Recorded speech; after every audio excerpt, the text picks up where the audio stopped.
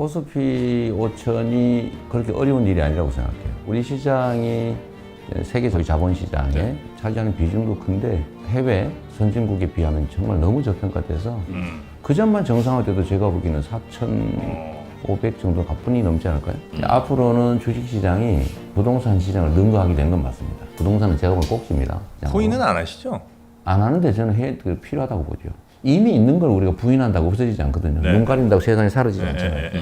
타인의 주거의 자유를 제한해가면서 돈을 버는 게 다주택자의 일종의 투자 아닙니까? 그 자체를 막을 수는 없지만 거기에 대한 부담은 늘리는 게 맞다. 증세는 사실은 뭐 정권을 유지하는 입장에서는 자폭행위고요. 제가 그걸 모르는 바는 아닌데 지금은 증세를 통해서 문제를 해결했다는 생각은 저는 그렇게는 생각하지 않아요. 그거는 지금 매우 무책임하고 잘못하면 국민적 저항 때문에 실제 아무것도 못하는 상황이 벌어질 수 있습니다.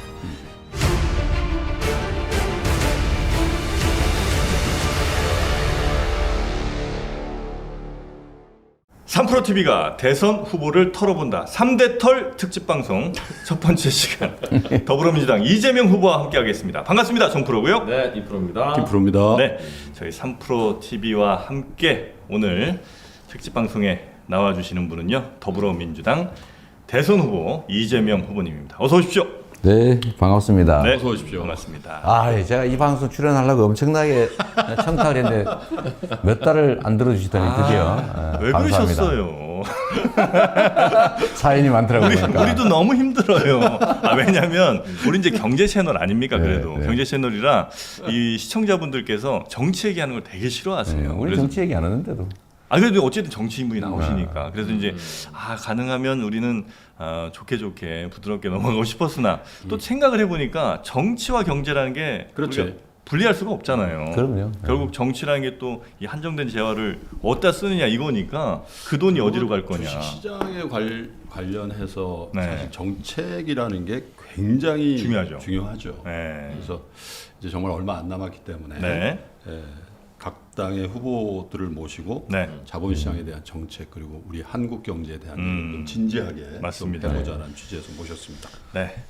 자, 어떤 후보가 되면 어떤 경제 정책이 이 프로가 나오니까 한마디도 안 하네. 좀 슬슬 불안하다. 질문지 외우고 있어요 지금.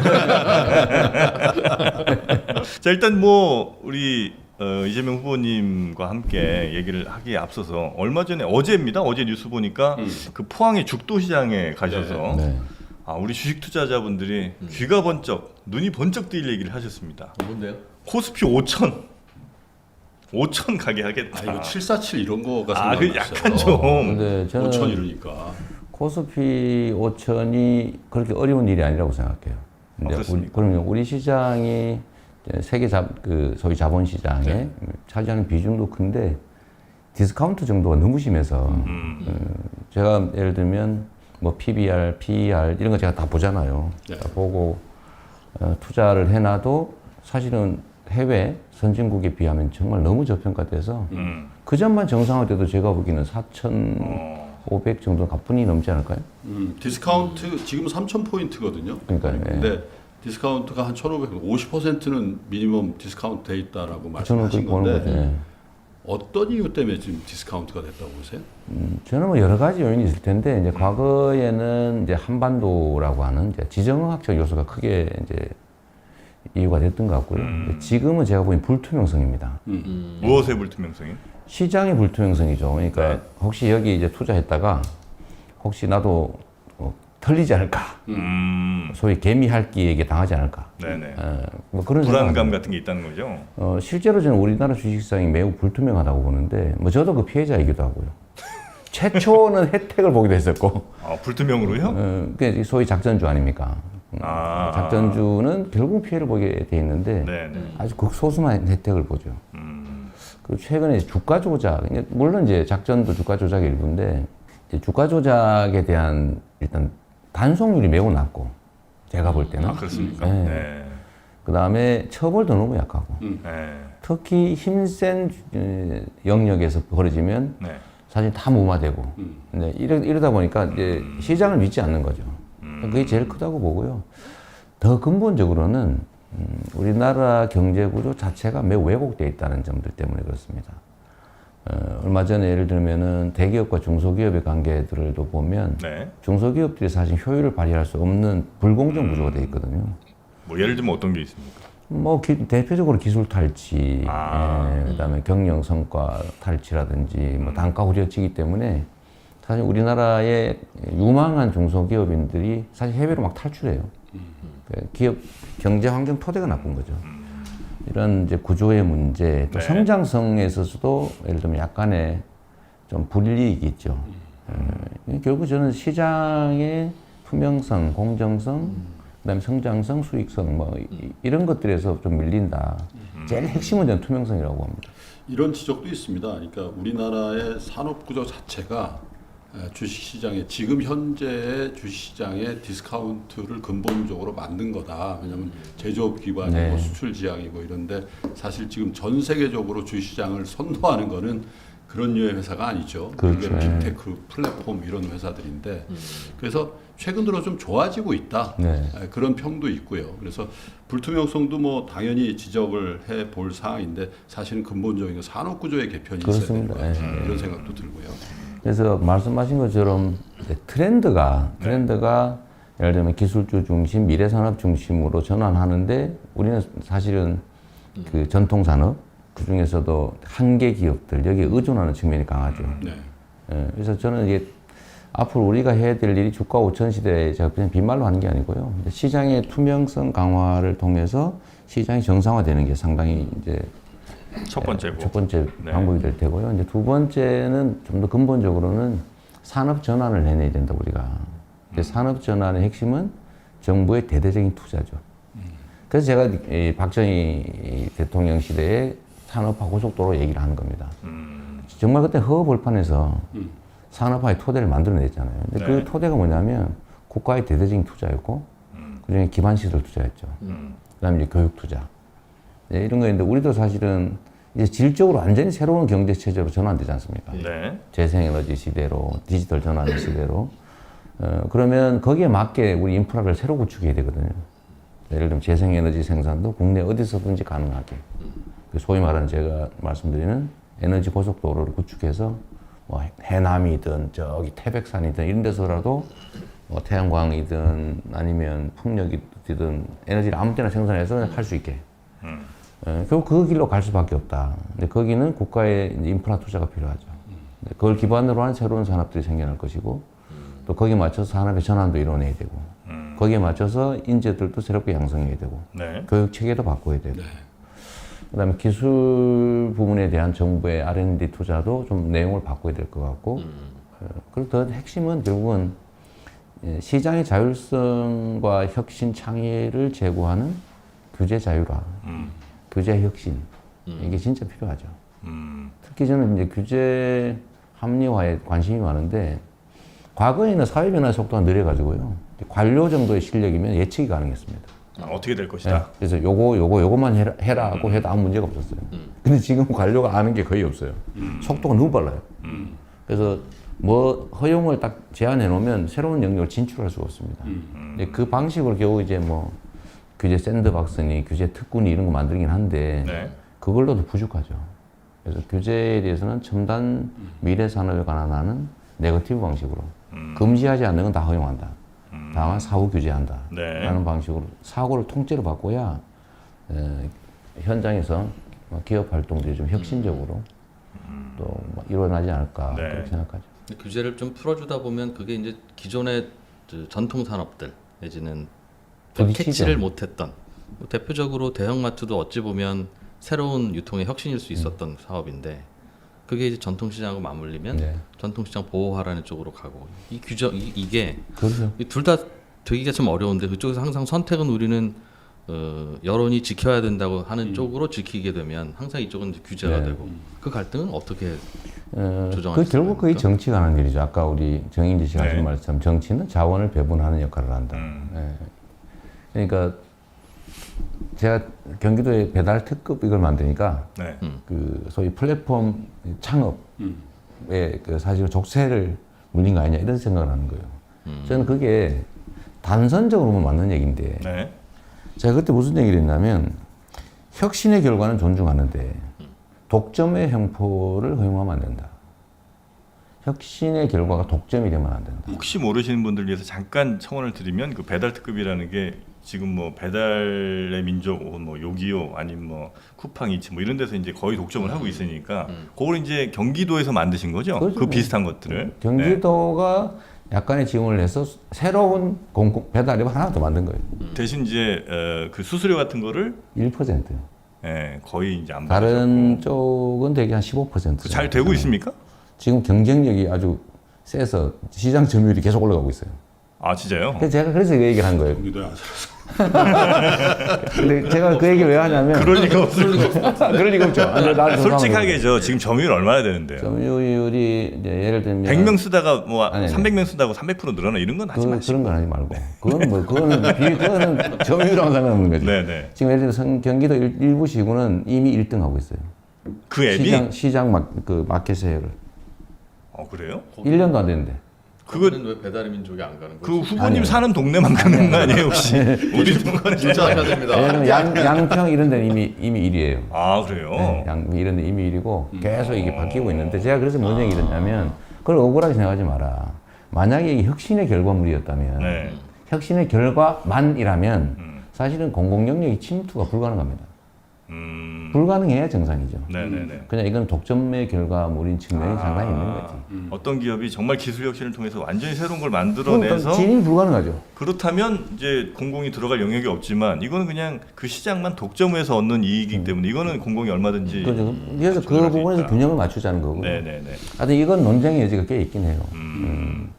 하여튼 저는 그래서 혁신을 이제 권장하되 혁신의 네. 결과물은 취하는 게 맞다. 그런데 그걸 이용해 아주 과도한 수수료를 출발이 그거 있잖아요. 요걸 너무 확 올리는 것 때문에 자영업자 죽겠다 이거. 네네. 그러는 바람에 제가 이건 내가 보기엔 혁신의 결과물이 아니라 독점의 그 횡포에 가깝다. 그래서 우리가 만들어서 경쟁해 보겠다고 한 거예요. 네네. 이제 뭐 통상 그런 것 같아요. 네. 그 미국에도 이제 혁신 기업들이라고 하는 회사들이 플랫폼을 형성하잖아요. 근데 그 결과론적으로 다 과점 형태로 가죠. 그래서 네. 미국의 민주당 정부에서도 그걸 어떻게 좀 해보려고 하는.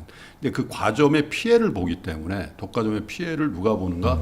지금 이제 매주 타는 버스 타고 돌아다니시는 그 제일 많이 가시는 시장 상인들 네. 비롯한 소상공인이나 자영업자 이런 분들이 피해를 보잖아요. 그래서 그 간극을 어떻게 정책적으로 잘 줄여낼 수 있는가가 아까 말씀하신 자원의 배분도 그렇죠. 맞고 예. 정치의 영역인 것 같은데 맞습니다. 어려운 숙제인 것 같습니다. 근데 그게 이제 자칫 잘못하면 포퓰리즘으로 가는 거고요. 네. 또 자칫 잘못하면은 양극화를 심화시키는, 그렇죠. 또 기득권에 이렇게 뭐라 그럴까 편드는 그런 결과도 있죠. 결국 정치는 중심을 잘 잡아야 됩니다. 그 중심의 포인트를 판단할 때 기준이 뭐세요? 그 굉장히 중요한 포인트인 것 같아요. 뭐 나름의 합리성이죠. 결국 의견은 다를 수밖에 없고 이해관계에 따라서. 그래서 저는 최대 다수의 최대 행복이라고 하는 기준에 맞춰보려고 노력하죠. 그 많은 사람들. 네, 더 많은 사람을. 그 말은 자칫하면 포퓰리즘과 동의어가 될 수도 있지 않습니까? 그게 뭐 엘리트주의보다는 낫지 않습니까? 자 여기서 이제 그 CG로 이렇게 VS 막 싸우는 거 이렇게 딱 또 좀 넣어주시고. 아니 언제나 그런 능력이 있죠. 자, 그럼 그걸 조정하는 게 이렇게 재밌고. 합시다. 여의도에서 우리가 인터뷰를 하고 네네. 또 사실 후보님이 나 좀 주식 얘기 좀 해달라고 그렇게 아 주식 투자 이야기. 주식 얘기 궁금했어. 나 궁금했어. 해드리고 주식 얘기 좀 싶은 합시다. 얘기 많아요. 사실은 주식 투자 얘기는 제가 궁금한 게 하나가 이제 언젠가부터 재산 등록을 하시잖아요. 네. 그러면 재산 등록에 주식 종목이 음. 깨알같이 떠요. 지금 그렇죠. 일단 명의 신탁돼 있는 거죠. 아 지금 백지신 다 팔았죠. 다 파신 거야. 아, 시작하는 건 강제 팔았을 텐데 매각당했죠. 그 대개는 이건데 대개 이제 증권사 직원한테 일임해서 증권사 직원이 그냥 알아서 사고 팔고 했던 결과일 수도 있고 아니면 본인이 직접 투자했을 수도 있는데 그것도 수수료 아끼시려고 HDS로. 물론 아니 저는 그래서 당연히 그게 본인 초이스인지 아니면 그냥 어떻게 맡기다 보니 증권사 직원이 그거 사게 됐어인지 궁금하더군요. 저는 100% 제가 다 고르고요. 제가 그 기업 분석서도 다 읽고, 그다음에 그 주식 교과서도 엄청나게 많이 보고. 3% TV는 안 보셨습니까 혹시? 그건 이미 제가 이제 주식을 다 매각 당한 다음에 했기 때문에. 그 다음에요? 이거는 볼 필요가 네, 없다. 네. 요새는 뭐 볼 필요가 없고, 요즘은 정치적 판단을 위해서, 정무적 감각을 위해서 보는 정도. 그래서 뭐 신문 보고 시간이 뭐 없으시겠지. 이런 정도고요. 제가 주식을 시작했던 거는 사실은 저는 주식하면 안 된다는 교육을 받고 자란 사람이에요. 대부분 그렇습니다. 네, 대부분. 주식하면 뭐 한다. 패가망신한다. 폐가망신은 절대 하면 안 된다. 네. 그래서 제가 대학을 졸업하고 난 다음에 네. 절대로 안 하게 마음먹고 있는데 제 대학 친구, 증권회사 근무하는 친구 권유로 주식을 샀다가 첫 주식을 대박. 나는 몰랐는데 네. 작전 주식이었던 거예요. 그 한 90년대쯤입니까? 92년이었어요. 아, 30년 딱 됐네요. 92년이었는데 저는 그때 아무도 모르고 부탁해서 사줬던 거예요. 그래, 네 소원이면 내가 이 정도는 내 친구 입장에 들어준다. 샀더니 아침에 조간신문을 펼칠 때마다 상방 화살표를 상한가. 네, 상한가. 아, 얼마 들어가셨는데? 화살표. 그건 비밀이죠. 좀 알려줘. 꽤 많이. 그때 상한가가 4%? 4%일 거예요. 아, 90년대 초반에 그거밖에 안 네, 됐어요. 4%였어요. 92년도 제가 처음 주식 투자한 데가 92년도 92년대 그 비슷하시네요. 처음 증권회사 들어갔는 네, 네. 데니까. 제가 학번이 혹시 같은 저 86 학고요. 아이고, 어떻게 아. 같은 학번? 그건 좀 아니, 벌써 서운해하세요. 그래서 매우 섭섭하죠. 구이지 그냥 네, 8이 거긴 아니고 비슷해. 9인데 하여튼 내가 그래가지고 그걸 샀는데 계속 화살표 아침 신문을 볼 때마다 기분이 너무 좋은 거예요. 그런데 친구한테 안 알리고 추가로 또 샀어요. 아, 왜냐면 그쪽은 또 신세를 진 거니까. 네네. 그래서 사서 꽤 많이 네. 총동원해가지고 어, 계속 화살표 해가지고 제가 아침마다 그걸 즐겼는데 어느 순간에 너무 많이 오른 거예요. 겁나는구나. 겁나서 네. 너무 많이 올랐다. 만 원 중반대에 샀는데 3만 중반을 넘어가길래 그래서 제가 그러니까 제 계정에 있는 거 다 팔아버리고 있다. 네. 그래서 친구한테 전화해서 빨리 그것도 팔아라. 그랬더니 이 친구가 자기 못 팔겠대. 명령이다 팔아라. 내가 계정이 내 건데 왜 안 팔어? 팔어. 거의 싸우다시피 해서 팔았어요. 팔았는데 그 다음부터 내가 팔고 나니까 쫙 떨어지니 딱 제자리가 버리더라고. 근데 내가 이거를 나중에 알았어요. 작전을 여기서 하신 거 아니에요?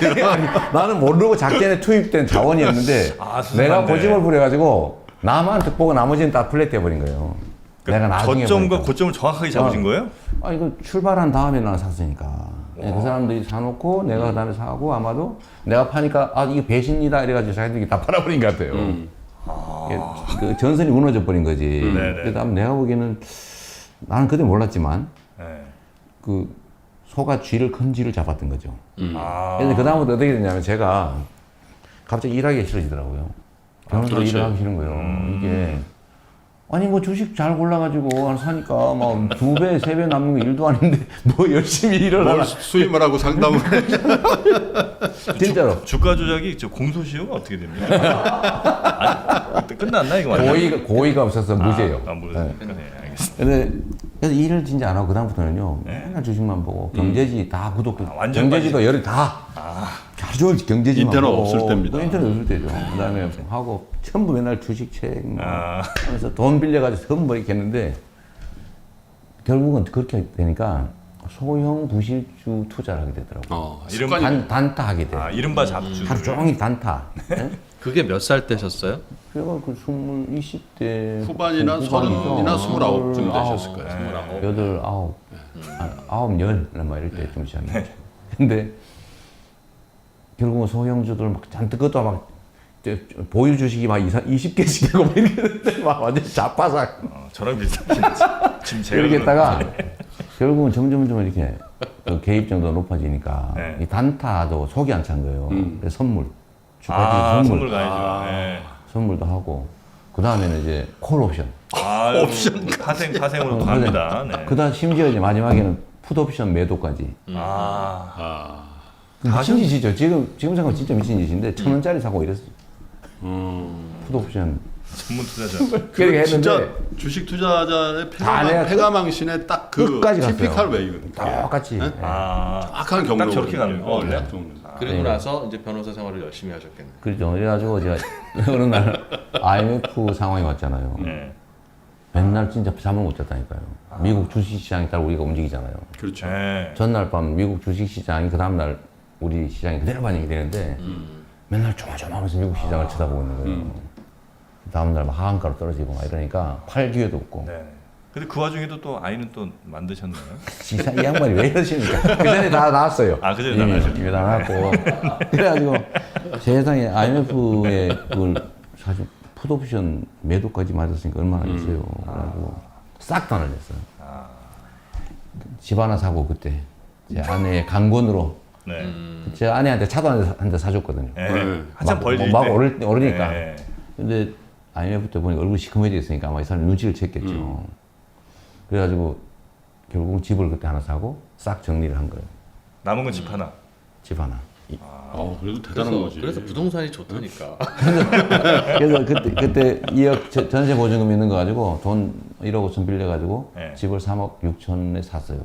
그 집이 지금 그 지금 집이에요? 살고 있는 그 집이에요. 처음 집을 샀는데 20억 됐잖아요. 네. 그럼 뭐 어떻게 알았어요?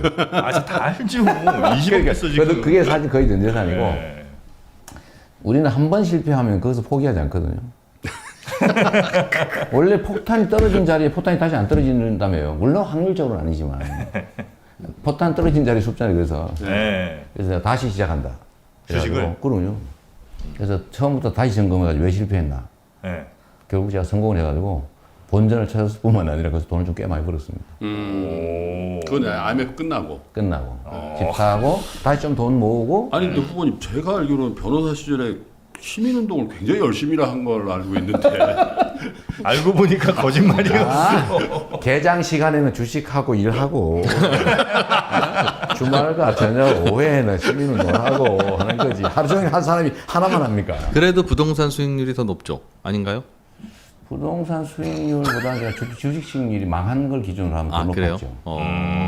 처음 시작한 걸로 하면 이렇게 가다가 팍 떨어져가지고 제로 된 다음에 다시 시작해서 이만큼 왔으니까 별론데 1억 5천짜리가 20억 됐는데 그래도 주식이 아니 더 3억 좋더라. 5천짜리 3억 5천인데 본인 돈 2억에 이제 1억 5천 대출. 아 그렇게 해서 그게 원금이 2억이지 그러니까. 좀 그렇게 됐는데 10배인데 그래도. 주식을 98년에 완전히 망해서 제로 된 다음에 다시 한 2, 3년 돈 벌고 모은 거 그다음에 주변 동원해가지고 다시 날린 걸 다 찾고 충분히 돈을 벌 정도가 됐으니까 순자산이 주식을 한 12억에서 5억 정도까지 올라갔으니까 주식 야 부러워하는 정프로 말할. 제가 13억을 가지고 있다가 네.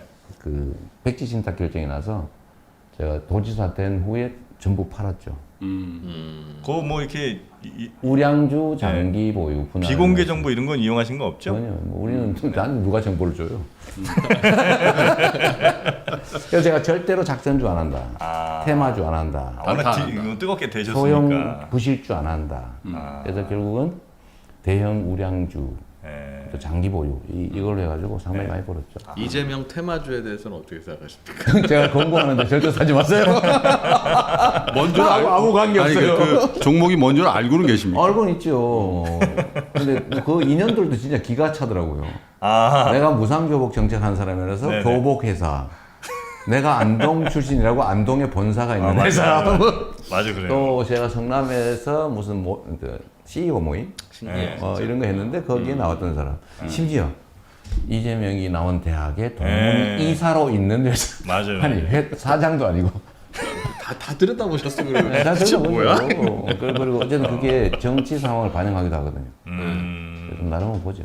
네. 그래서 제가 진짜 우리 이거 보시는 분들한테 말씀드리고 싶은 거는 매우 위험한 하이 리스크 하이 리턴 영역인데 앞으로는 주식시장이 부동산 시장을 능가하게 되는 건 맞습니다. 특히 이제 아까 제가 부동산 물어보시는데 네. 부동산은 제가 보면 꼭지입니다. 꼭 이미 꼭지고요. 확실합니까? 저는 그렇게 생각해요. 그렇게 생각하고 우리나라 주식시장 너무 저평가되어 있는데 저는 앞으로 자본시장 육성을 제가 대통령이 되면 제일 주력할 부분입니다. 그게 국부를 늘리는 길이에요. 구체적으로는 어떤 정책을 생각하세요? 산업 구조를 일단 아까 말씀드린 것처럼 네. 바꾸는 것이고요. 그건 전체 국민들의 삶을 개선하는 것일 테고 거기서 뭐 새로운 산업, 새로운 일자리가 생기겠죠.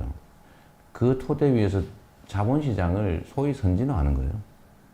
투명화, 선진화. 네, 선진화하는데 일단은 저는 투명화하는 건 자신 있습니다. 지금 어제 제가 입장도 냈는데 네. 이 주가 조작, 펀드 사기 이런 거 아주 철저하게 단속해가지고요. 지금 금융감독원에 인원이 20몇 명밖에 없대요. 그러니까 특사경. 자본시장. 그걸 제가 보기에는 수백 명으로 늘려야 됩니다. 철저히 관리해가지고 아예 꿈도 못 꾸게. 그래서 주가 조작이나 펀드 사기나 이런 거 걸리면 미국처럼 수십 년 징역 보내가지고 아예 시장에 퇴출시켜버려야 돼요. 인원 부족이 제일 문제인 것 같다고 판단하셨군요. 맞습니다. 네, 인원 부족이고 의지 문제죠.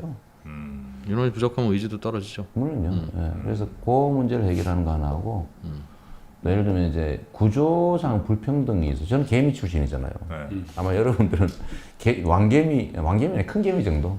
큰 개미 출신의 대통령을 처음 볼 가능성이 있는데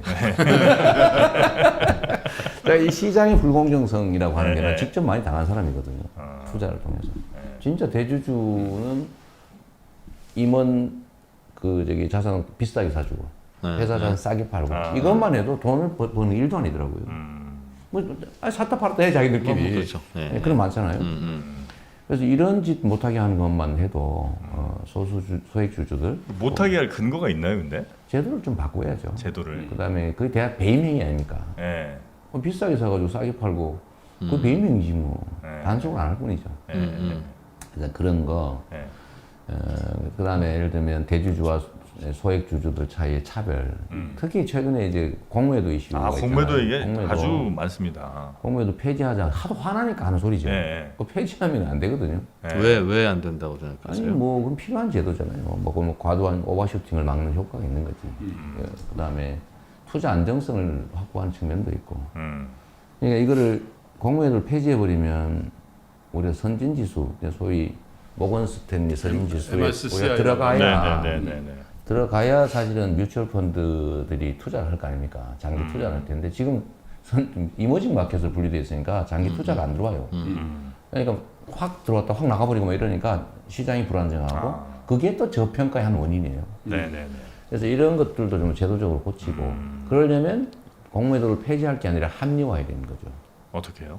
그 중에 하나가 이제 공매도 폐지하던 사람들이 제일 화나는 게 나는 공매도 하면 90일 안에 반드시 도로 사야 되는데 네. 개인은 그렇죠. 개인은 그런데 기관은 뭐 그런 것도 계속 연장해 가는 거예요. 기울어졌다. 기울어졌죠. 네. 그러니까 맨날 당했다는 느낌이 드는 거죠. 시장 불신이 원인이 된다. 네. 또는 뭐 공모주 청약도 꼭 기관들한테 많이 줘야 될 이유가 뭐 있냐. 네.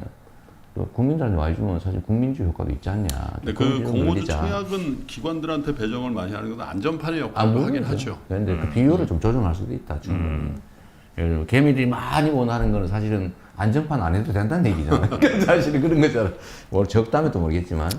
그래서 여하튼 그런 제도들 좀 혁신을 통해서 공정한 질서를 회복하는 것. 두 번째로는 이 질서를 어기는 자들에 대해서 완벽하게 퇴출하는 것.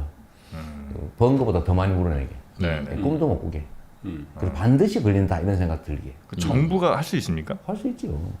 뭐 국회 따로 도움 안 받아도. 저는 지금 단계에서 금감원의 조사 인력만 대폭 늘려가지고 네. 의지만 충분히 가지고 있으면 지금도 지금 있는 제도도 훌륭해요. 안 지켜서 그렇지.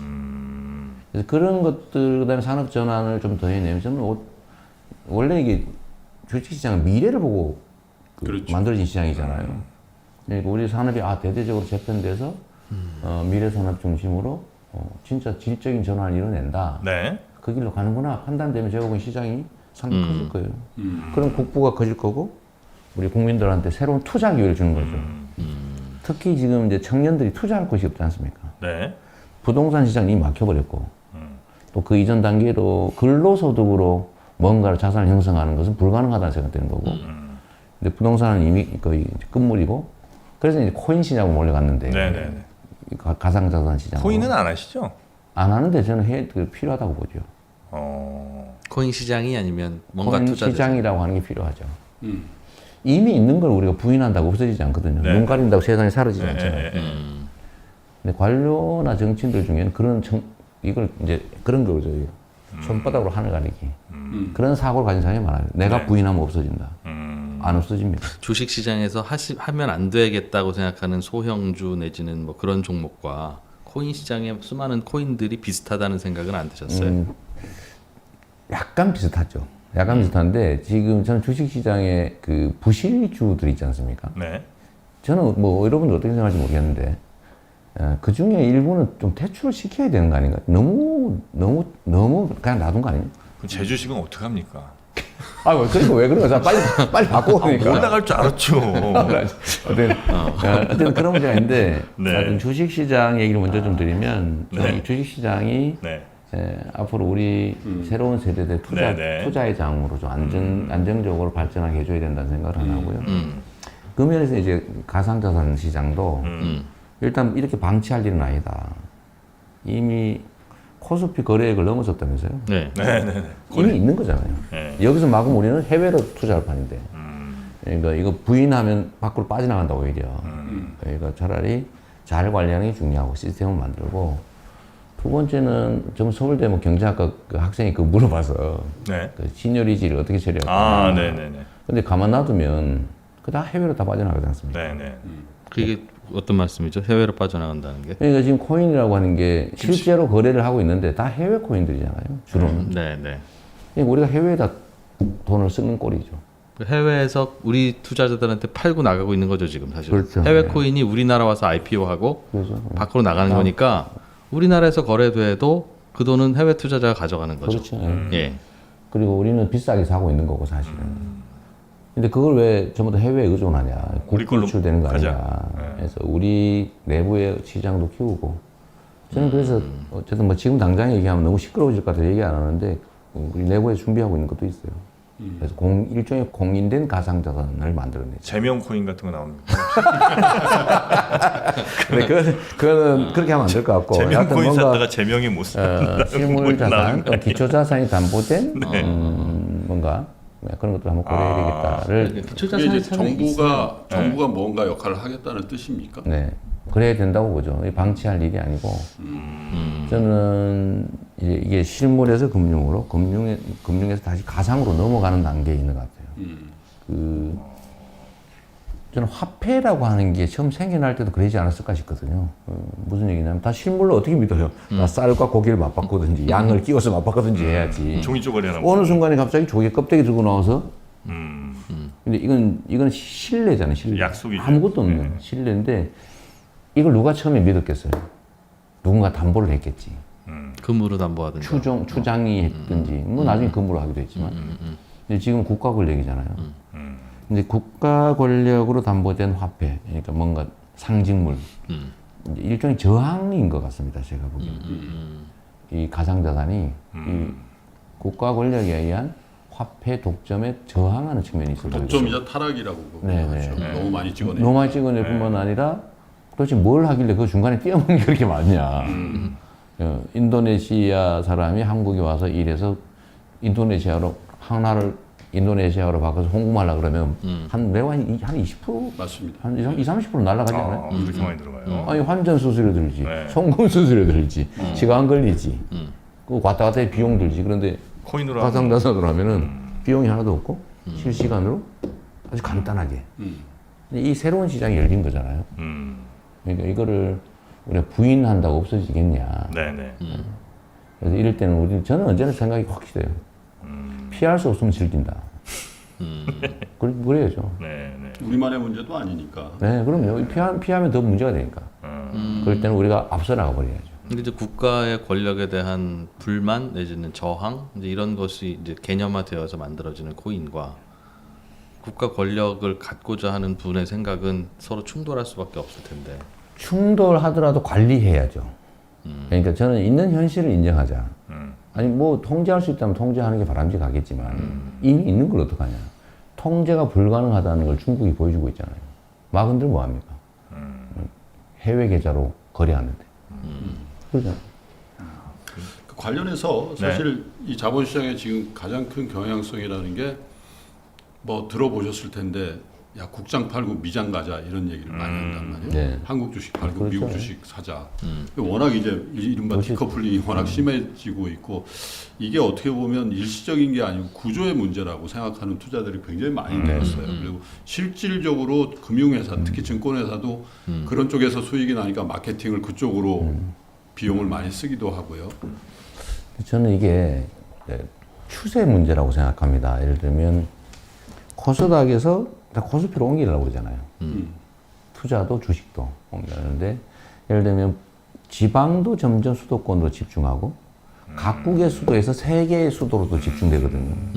그럽니다. 흐름이라고 생각이 되고 그 중에 하나는 이제 미국 시장은 거기는 양도 차익에 대해서 과세하잖아요 이미. 그렇죠. 근데 우리는 양도 차익에 대한 과세는 없죠. 이제 곧 하죠. 곧 하죠. 이제 하는데 그럼에도 불구하고 뭐 미국 주식 시장으로 가는 게 우리 돈으로 한 90조가 넘는다고 하니까 사실은 하나의 큰 시장이 됐는데 이유는 제가 보기에는 여러 가지가 있겠죠. 그 중에 제일 큰 건 아마도 아까 얘기했던 투명성 문제일 것 같아요. 네네네. 우리나라 어디서 속된 말로 뒤통수를 맞을지 모른다. 누가 대주주가 장난칠지 모른다. 언제 작전으로 이게 어떻게 될지 모른다. 뭐 이런 걱정이 하나 있는 것 같고요. 네. 두 번째는 미국 시장의 안정성이 있겠죠. 어쨌든 뭐 기축통화국이라고 하는 것도 있을 테고, 어쨌든 뭐 불황이나 이럴 때 덜 떨어지니까 원래 대형 우량주가 떨어질 때 덜 떨어지잖아요. 마찬가지인 거죠.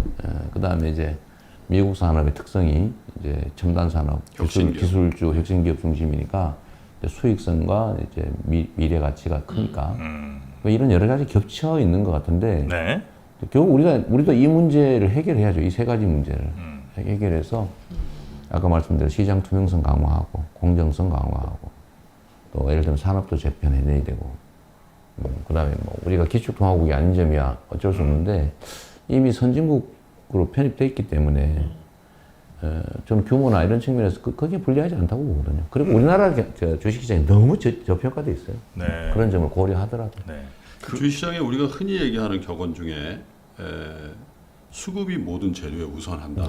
예전에 뭐 주식 투자하실 때 많이 근데 실제로 이제 미국 시장이 우리보다 저렇게 그 굉장히 강한 이유 중에 하나도 미국 사람들의 주식에 대한 태도가 우리 국민들이 갖고 있는 태도보다 훨씬 더 우호적이죠. 그렇죠. 그리고 우리처럼 막 했다가 안 했다 하는 투자자들이 많지 않고 401k 같은 자기의 퇴직 연금이 주식에 투자되는 비중이 압도적으로 크거든요. 그렇죠. 그래서 사실은 정책적으로 우리 국민들이 매일 시세판을 들여다보고 그러지 않아도 되는 그런 어떤 주식시장의 저변과 수급을 만들어내는 게 굉장히 중요하다는 생각이 든단 말이에요. 그런 쪽에 정책적인 어떤 고려가 있어야 될 것 같습니다.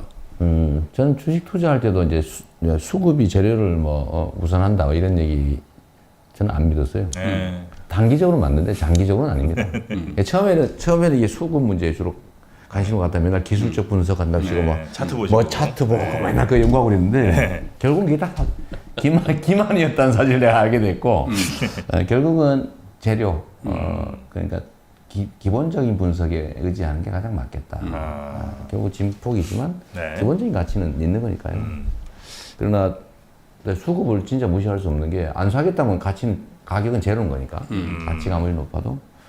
근데 우리나라는 우리 국민들이 보유한 자산 중에 그 주식 자산이 너무 비중이 작죠. 네. 국민들도 그렇고 우리나라의 뭐 펀드나 아니면 기금, 연기금들도 주식 거의 뭐 비중이 확 낮죠. 외국에 비해서. 그것도 하는 원인이죠. 그거 좀 늘릴 생각이 있으세요? 저는 늘려가야 된다고 보죠. 국민연금이라든지. 네, 늘려가야 되고 다만 안정성 문제 때문에 그런 것 같거든요. 워낙 기업들이 좀 어느 순간에 갑자기 멀쩡하다는 게 그 분식해가지고 알고 보니까 뭐였어 뭐 이래가지고 그 위험들 때문에 그런 것 같은데 뭐 그런 것만 확보되면 그 투명성을 제고하는 게 하여튼 굉장히 중요한 방향이시네요. 출발점이죠. 근데 이제 산업구조 개편하고 이제 투명성 강화가 이제 제일 중요한 핵심 키워드신 것 같은데 산업구조 개편을 하면 예를 들어 뭐 아까 무슨 뭐 고속도로, 정보고속도로라든지 이런 걸 이제 하면 결국 거기에 에너지 고속도로 하시면 혜택을 받는 기업들이 생길 거 아닙니까? 그렇죠. 근데 그거는 그 회사들이 잘한 거기도 하지만 결국 나라에서 이만큼 미뤄져서 잘 된 거잖아요. 그럼 그 회사들에 대해서 거기서 이익 본 사람들, 기업들에 대해서 뭔가 나라에서는 다시 뭘 회수를 하는 게 있습니까? 저 그럴 필요가 없죠. 그럴 필요는 어디에 도로 만들어놨는데 또 네. 어디 항만을 구축했는데 선박회사들이 뭐 예를 들면 그걸 잘 이용한다든지 그건 이용료를 받으면 되는 거고 또는 뭐 교통 물류가 잘 돼가지고 네. 어떤 산업이 발전했다고 거기다 벌었으니까 돈 내놔라 이럴 일은 아니죠. 그리고 모두가 부담할 부분 앱스옷이니까요. 그쪽으로 일단 우리는 판을 깔아놓고 거기서 이제 자유롭게 자유롭게 돌아다니시라. 네네. 알겠습니다. 야, 주식시장이 5천은 언제쯤 가죠? 근데 뭐 한 30년 후에 5천 이러면 안 되고요. 임기 내. 임기 내라고 딱 단정하기 그런데 제가 보기에는 충분히 그 정도 갈 수 있겠다는 생각이 듭니다. 그렇습니까? 네. 지금도 지금 3,000m로 떨어졌나요? 최근에? 3,000 살짝 왔다 올라갔다가 갔다 3,000 합니다. 떨어졌다 왔다 갔다 하죠. 3,300까지 갔다가 뭐 2,800까지 갔다가 지금 현재도 3,000 내외죠. 그 평균 PR이 10배 정도입니다. 정도입니다. 예, 포워드 기준. 보통은 17, 8 정도 되지 않아요? 그거는 굉장히 높은 때죠. 그런 경우는 거의 없고. 아니 그러니까 우리나라 전 세계가 그렇습니다. 예. 우리 선진국 기준으로 17, 8 정도까지 가니까 저는 50%만 해도 4천을 넘지 않냐 그런 얘기하는 거죠. 국민연금 PER 말씀을 기준으로. 일부 하셨는데 사실 국민연금이 이제 우리 국민들의 소중한 노후 자금이잖아요. 그래서 비교적 굉장히 안정감 있게 운영해야 되는 게 국민연금의 운영의 목표죠. 근데 지금 문제가 뭐냐면 어느 때라고 특정하기는 그렇습니다만은 이제 국민연금이 지출 대비해 수입이 줄어들 때가 있을 테니까 그러면 뭔가 팔아서 자산을 팔아서 국민연금을 드려야 될 때가 온단 말이죠. 그런데 이제 국내 주식을 너무 많이 갖고 있다 보면 그걸 일시에 팔아서 우리 주시장에 공급이 그냥 본물처럼 터질 수가 있어서 지금 미리 그거를 조절한다고 지금 국민연금이 못 사거나 올해 판 거거든요. 근데 그 말이 된다고 생각하세요? 그렇게 빨리 대답하세요 빨리. 일부 일리가 있고 또 개선점이 있다고 봅니다. 너무 많이 가지고 있으면 그런 문제가 있을 수 있는데 지금 우리는 너무 적어서 문제인 거죠. 언제나 그런 것들을 다 고려한 적정선이라고 하는 게 있을 텐데 지금 15%? 16%? 16쯤 되는 것 같습니다. 이 정도 된다고요? 과거에 뭐 7, 8%할 때에 비하면 많이 늘긴 했는데 그보단 더 늘어야 된다. 그 서구 선진국 얘기는 할 필요도 없이 거기는 뭐 비교할 정도도 안 될 만큼 적잖아요. 거기에 비하면. 너무 적은 건 문제다. 네, 또 너무 많이 돼서 불안정하게 되면 안 되겠지만 지금은 너무 적다. 그 얘기죠. 자, 이 주식시장 관련된 얘기를 저희가 이제 한참 좀 나눠봤고요. 또 경제 관련해서 제일 궁금하신 분야 하나가 또 부동산 아니겠습니까? 예, 부동산에 뭐 여러 정책들이 또 아마 나온 걸로 알고 있는데 부동산은 예를 들어 이재명 후보께서 대통령이 되면 우리 부동산 시장은 어떻게 됩니까?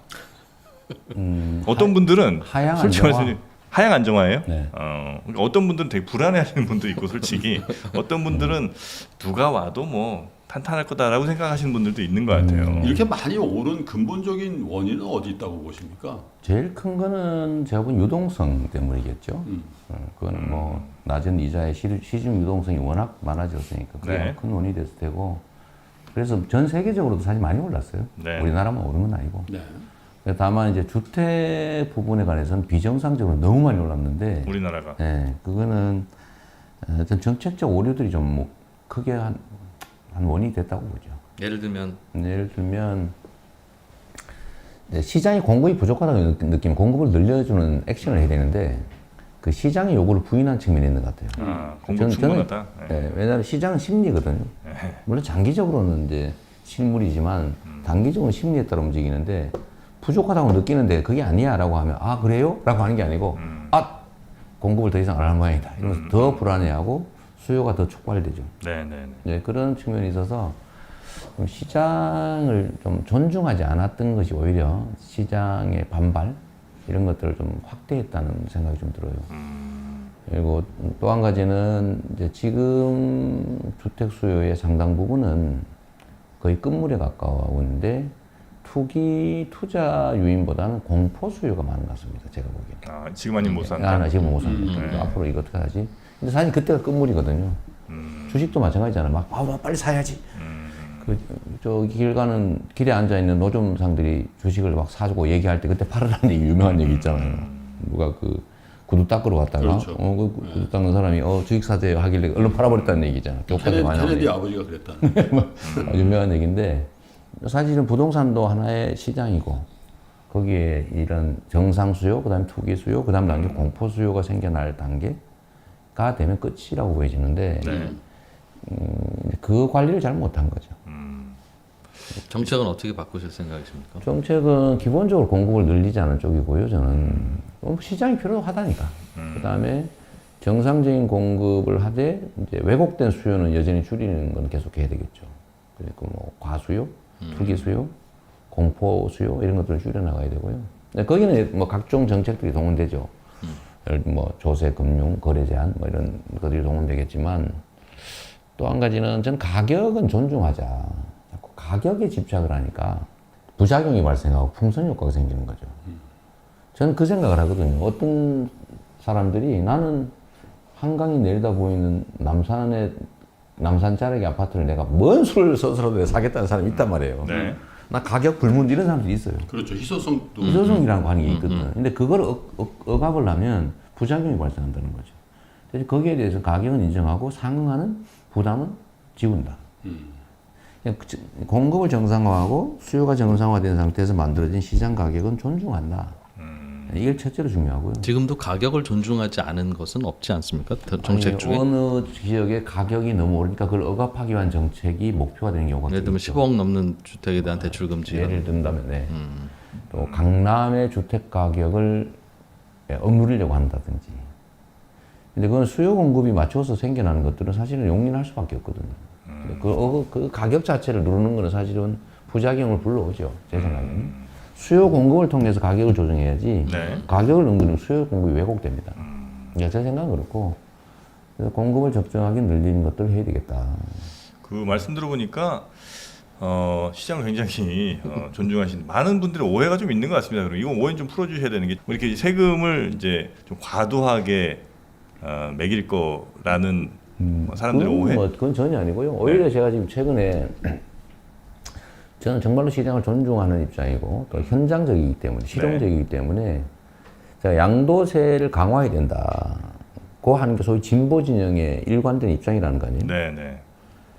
저는 그보다 보유세를 강화해야 된다는 쪽의 논리에 더 사실은 동의하는 편이기도 하고 양도세를 강화하는 목적이 세금을 많이 받기 위한 것이거나 제재를 위한 목적이 되면 안 된다.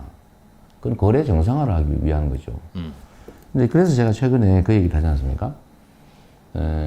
양도세 중과의 목적이 뭐냐? 그 다주택 양도세 중과. 네. 그거는 다주택을 해소하기 위해서 그런 거 아니에요? 예. 시장의 공급을 늘리기 위한 거잖아요. 그 다음에 이제 투기 수요를 줄이기 위한 목적도 동시에 있는 거고.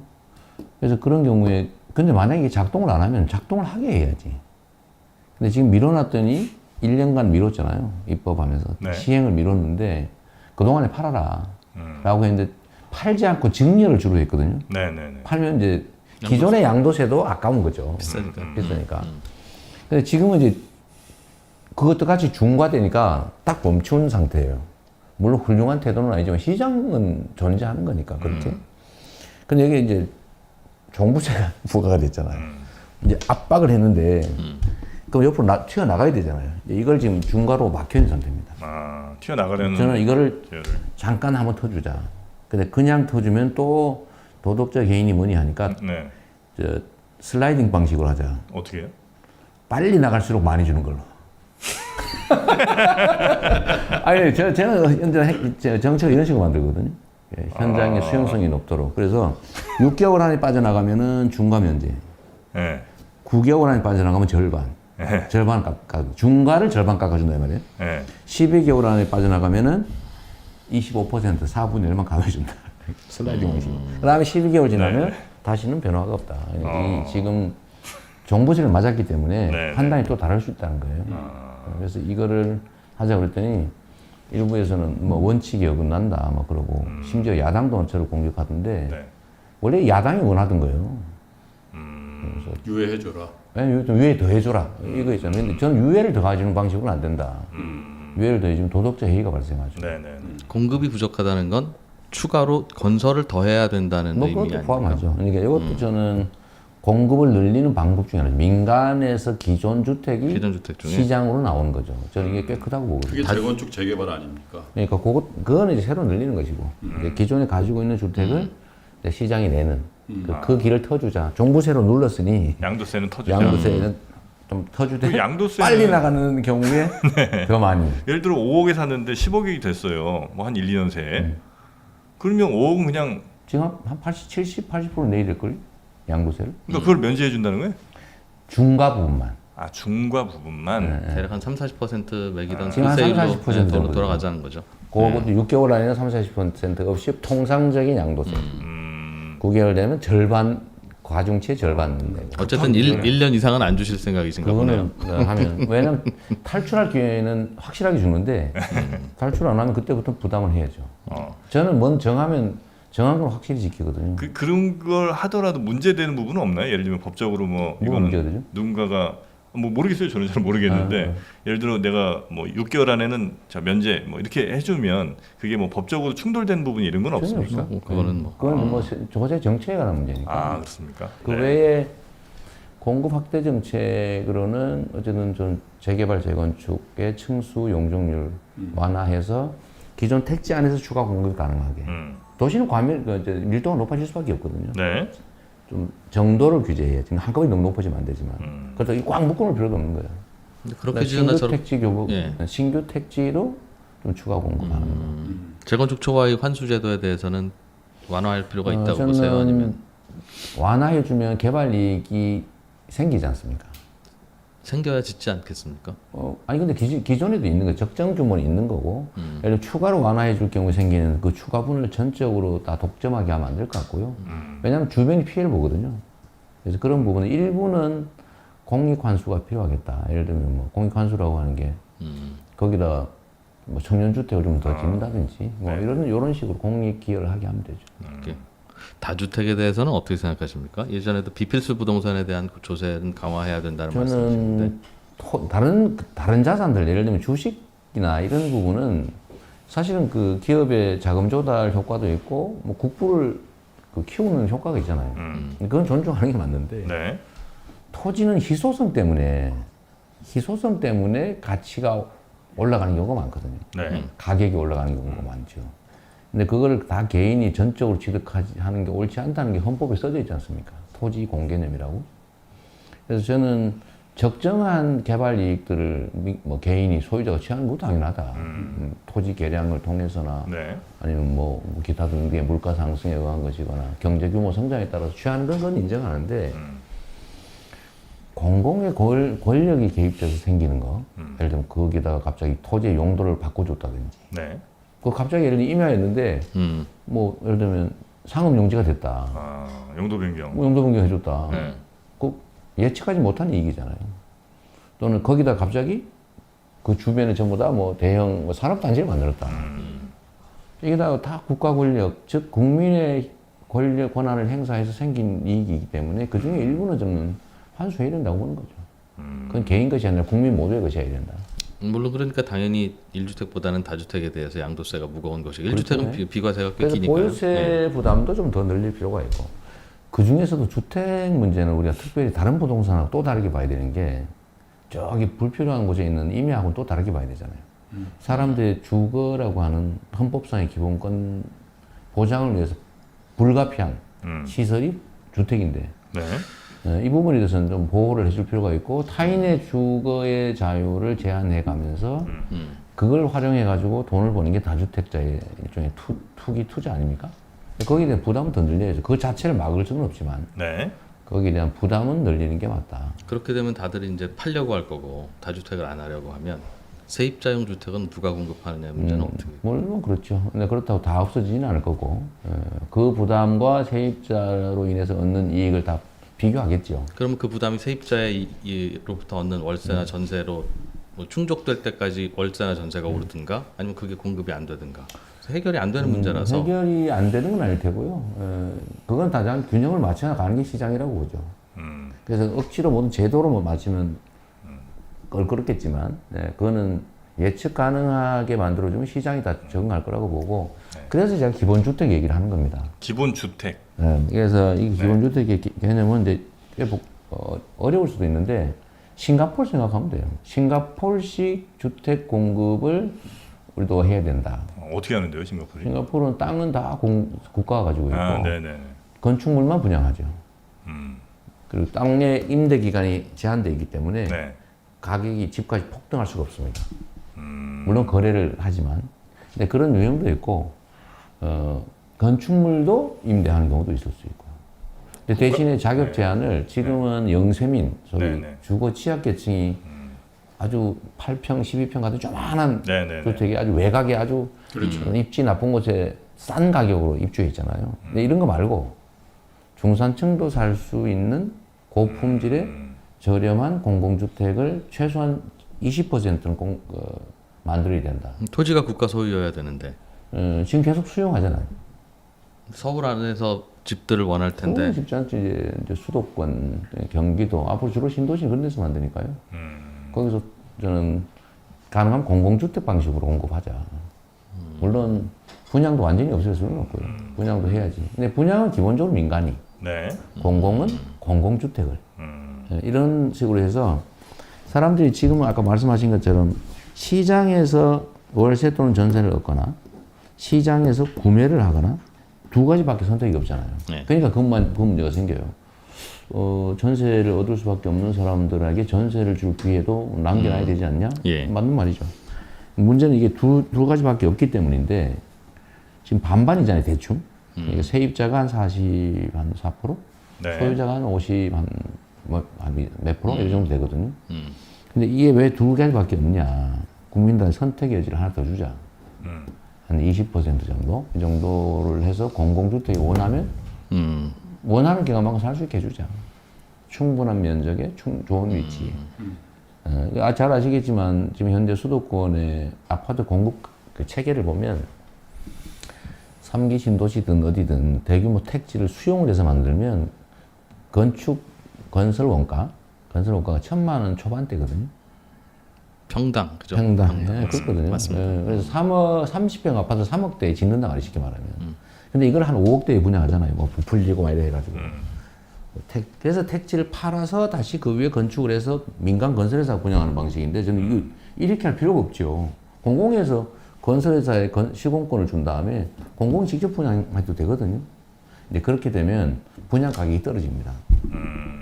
그렇겠죠. 예, 그 사실 뭐 여러 가지 이유가 있어 그게. 그런데 1,000만 원대에 지어지는데 30평형을 3억대에 지어서 5억대에 분양하고 이게 시중에 최소 8억에서 10억 하지 않습니까? 네. 그렇죠. 더 하는 지금 데도 30이 4천 평균 4천만 원 가까이 하거든. 10억이 넘어 지금. 근데 이거를 3억대에 지어가지고 왜 12억대까지 가게 방치하냐? 저는 이거를 한 4억대 정도에 임대를 주든지 장기 임대. 그래서 원하는 사람 여기 살다가 능력이 되면 집 사가지고 나가시라고. 대신에 그 중간 기착지를 공공이 상당 정도를 책임져 주자는 거죠. 특히 사회 초년병들 이런 사람, 신혼부부, 청년들 이런 사람들한테 기회를 줘야죠. 임대주택은 뭐 많이 늘려야죠. 그런데 이제 저보고 기본주택 100만 세대 하겠다니까 그러면 한 세대 짓는데 3억 최하 2억은 들지 않냐? 그러면 200억 현금이 어디냐? 이런 소리 하던데 그건 진짜 무식한 소리죠. 왜냐하면 아까 얘기했지 않습니까? 30평형 짓는데 3억대밖에 안 든다니까요. 이걸 4억 정도로 임대를 해주고 거기서 월세를 이자 이상으로 받으면 그 정도 자금은 또 충분히 마련해서 또 짓고 충분히 계속 부채 없이 지을 수 있죠. 소셜 믹스라는 얘기를 우리가 네. 하잖아요. 그래서 일부 이제 요지의 아파트들 중에도 보면 임대 아파트를 우리가 의무적으로 져야 되는데 그 형태나 색깔마저도 다르게 짓는 케이스들이 나오고. 네. 그런데 이제 예를 들면 사람은 기본적으로 좋은 집에서 좋은 지역에서 살고 싶은 욕구가 있어서 그렇죠. 사실 네. 집값이 오르는 가장 근본적인 요인이기도 하지 않습니까?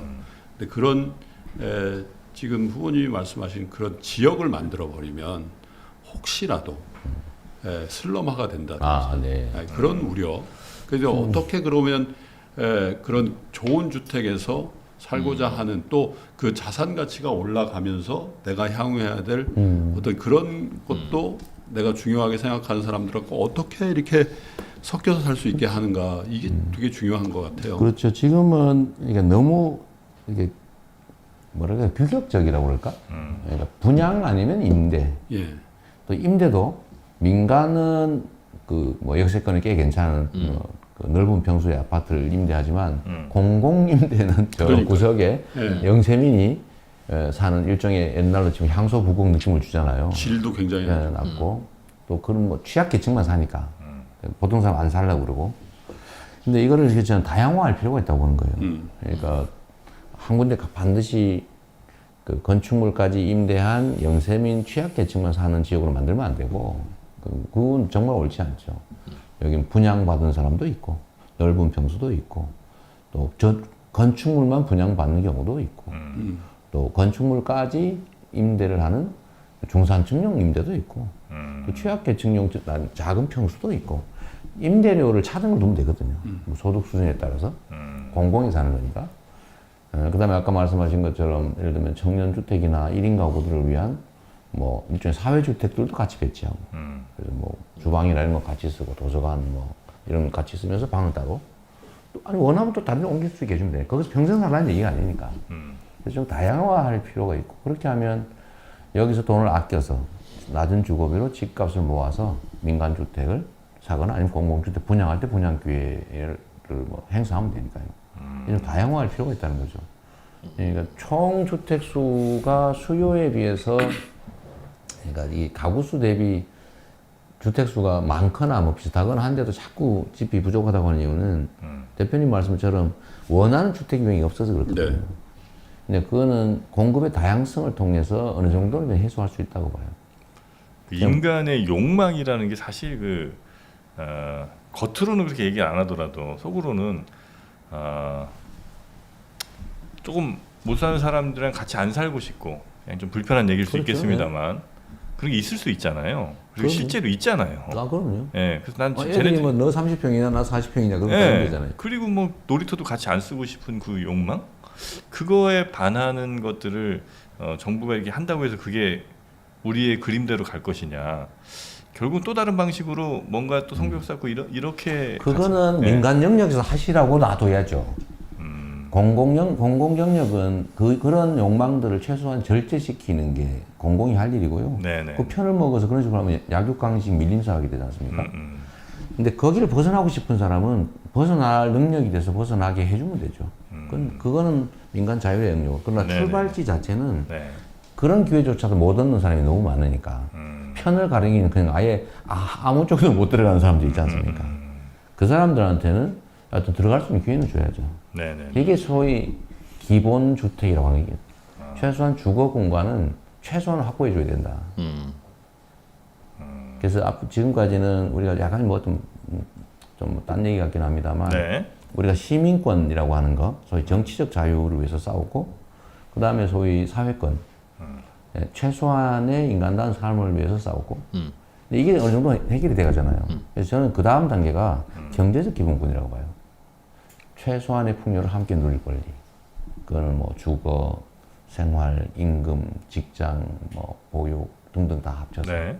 그래서 최소한의 죽지 않을 만큼의 것을 보호하는 게 사회권이라고 한다면 네. 그건 어느 정도 됐다. 그러나 이제 최소한의 풍요를 함께 누리는 어지간히는 살 수 있게 한다. 최소한의 기본적인 것을. 네. 그래서 제가 경제적 기본권, 기본소득, 기본주택, 기본금융 이런 얘기를 한 이유가 사실 그거죠. 근데 그렇게 하시려면 이제 재정이 많이 필요하실 겁니다. 기본주택은 별로 재정이 들지 않아요. 그러니까 지금 말씀하신 그 기본 시리즈를 다 하시려면 그렇죠. 그건 뭐 우리가 앞으로 가야 될 길이죠. 그래서 이제 지금도 이제 확장적 재정 정책을 하자고 말씀하시고 계시고 그러려면 이제 우리 정부의 어떤 재정이 어떻게 될 거냐 이 얘기를 할 수밖에 없고 그래서 이제 혹 증세를 해야 되지 않을까 이렇게 생각하는 분들도 많죠. 근데 증세는 사실은 뭐 정권을 유지하는 입장에서는 자폭행이고요. 제가 그걸 모르는 바는 아닌데. 그런데 예를 들면 서구 선진국들은 증세에 대해 저항이 별로 없어요. 왜냐하면 세금을 올리는 게 나한테 이익이라는 확고한 그 믿음이 있어서 그렇습니다. 예를 들면 북유럽들 같은 경우는 사실 상당히 민주화되어 있고 경험이 있으니까. 경험상 세금을 1% 올렸는데 내가 더 이익이야라고 생각하는 사람이 90%가 넘으니까. 네네. 왜냐하면 그 대개는 기업이나 아주 초고소득자들이 부담이 좀 느는 거지 일반 국민들은 다 되돌려주기 때문에. 근데 우리 사회는 아직 그런 신뢰가 없죠. 네. 그래서 저는 그 기본소득은 종류가 여러 가지가 있는데 아동수당은 기본소득이고 네. 청년들은 좀 해야 될 것 같고요. 근데 그거 말고 전 국민 보편 기본소득을 위해서는 결국은 당연히 또 받아서 나눠야 되는데 이거는 국민적 합의를 거칠 필요가 있다. 설득해서 동의할 때 한다. 뭐 그런 생각이 있지. 근데 우리는 서구 선진국에 비해서 복지 지출이 절반을 조금 넘는 수준이다. 60% 선이죠. 네. GDP 대비 우리는 11% 선인데 평균 OECD 평균이 20%, 21%거든요. 60%밖에 안 돼서 사실 늘리긴 해야 되는데 선별 복지를 늘리는 방식으로 국민들의 조세 부담을 장기적으로 늘려갈 수 있겠냐. 아니, 세금 내는 사람하고 혜택 받는 사람이 다르면 불가능하거든요. 네. 세금 내는 사람도 혜택을 보는 방식으로 가야 될 거다 아마. 길게 크게 보면. 네. 그 생각을 하는데 하여튼 지금은 증세를 통해서 문제를 해결했다는 생각은 저는 그렇게는 생각하진 않아요. 그거는 지금 매우 무책임하고 잘못하면 국민적 저항 때문에 실제 아무것도 못하는 상황이 벌어질 수 있습니다. 그 말씀해주신 내용들 보니까 이제 기본 소득이랑 기본 주택이 어느 정도 포함이 된 것 같은데 또 하나의 기본 시리즈인 기본 금융이 있습니다. 네. 이건 뭡니까 기본 금융? 이제 이 부분은 우리 시청하시는 분들 쉽게 이해하실 것 같은데 네. 금융의 원천은 국가 권력이고 신뢰잖아요. 아까 잠깐 말씀드렸는데 요즘은 전에는 금이 그 교환 가치를 보장했다면 이제 금을 전제로 만든 종이 쪼가리, 금 교환권 이게 이제 지폐였는데 네. 이제는 금도 없지 않습니까? 국가 권력 자체죠. 국가 권력이 보장하죠. 근데 이제는 화폐라고 하는 종이 쪼가리 실물도 없이 이제 숫자에 불과한 사회로 가고 있어요. 그렇잖아요, 전부 다. 통장에 숫자야 그냥. 금이 됐죠. 통장에 없어도 돼 그냥 숫자야 그냥. 근데 이런 사회가 돼가고 있는데 금융의 비중은 점점 커져가고 있고 돈이 돈을 보는 시대가 지금 돼가고 있고 그런데 우리가 사회의 모든 영역에는 소위 이제 하후상박 또는 억강부약의 원리가 작동해요. 약한 사람은 좀 더 많이, 네네. 강한 사람은 좀 절제시킨다. 의료보험료도 그렇고 일반적인 조세도 뭐 당연히 돈 많은 사람이 많이 내고 혜택은 같이 본다. 또는 심지어는 혜택 안 본다. 뭐 이런 거 복지 정책은 그렇죠. 근데 이런 보통 원리가 작동하는 게 공동체인데 이게 작동하지 않는 하나의 영역이 딱 있습니다. 그게 금융이에요. 오죽하면 금융 약탈, 금융 배제를 극복하기 위해서 포용 금융이라고 하는 개념을 도입해야 된다. 금융에 접근하고 또 금융의 혜택을 누릴 권리를 최소한으로 서로 보장해야 된다가 지금 전 세계적으로 다 논의되는 거잖아요. 근데 우리 사회는 그걸 안 해. 지금도 보면 마이너스 금리 또는 0.5% 조금 올라오긴 했지만 이 상태에서 저금리로 고액을 장기로 빌릴 수 있는 사람은 제한적이에요. 그렇죠. 그죠? 돈이 많고 수익 많으면 많이 빌려줘. 네, 싸게 네, 오래. 네. 그런데 돈이 없고 수익이 적고 사회 경험이 적으면 적을수록 안 빌려줘요. 아니 빌려줘도 이자가 높거나 단기의 소액이거나. 이게 정의롭냐? 첫째 문제고 두 번째는 이게 경제 성장에 도움이 되냐? 이런 방식이. 필요한 사람은 돈을 지금 내 청년인데 사회 경험도 있고 수익도 없고 자산도 없어요. 그래서 내가 좀 투자 좀 받고 또 돈을 빌리든지 해서 내 역량을 좀 키운 다음에 내가 뭘 해보겠다고 하는데 그 기회가 없잖아요. 이 사람들은 결국 대부업체 가서 20%짜리 빌리거나 아니면 사채 시장으로 밀려가서 결국은 기초생활수급자로 전락해버리죠. 이게 과연 경제 성장에 도움이 되냐? 그래서 저는 그 생각을 한 거죠. 그래서 어차피 자본은 남아도는 시대가 돼버렸고 과거에는 자본이 부족해가지고 투자할 곳은 많고 누군가가 이 자본을 활용할 기회를 얻으면 성장했잖아요. 부자가 될 수 있었잖아요. 근데 지금은 너무 많이 남아가지고 쓰려도 쓰질 않아요. 마이너스 금리, 쉽게 말하면 돈 빌려가면 돈을 얹어주는 상황에서 돈을 안 빌려가는 상황이 됐는데 그런데 필요한데도 못 쓰는 사람들이 있지 않습니까? 여기에도 기회를 주자. 너무 많이 주면 위험하니 최소한 도덕적 해이가 발생하지 않는 금융 활용 기회를 주자. 금액으로 제한하자는 말씀이죠. 그죠. 그게 이제 대략 어느 정도 생각하십니까? 대부업체들이 만든 가이드라인이죠. 한 500만 원 1,000만 원을 넘기지 않는다. 보통 이제 900만 원 선이더라고요. 대부업체가 자산도 담보도 수익도 아무런 보장도 없는 사람한테 그냥 신용으로 빌려주잖아요. 보통 20% 의자, 지금 한 18% 되는 거예요, 평균적으로. 근데 이 사람들이 95%는 다 갚아요. 그 높은 이자율에도 95%는 다 갚는다고. 네네. 최종 결손율이 5%를 넘지 않습니다.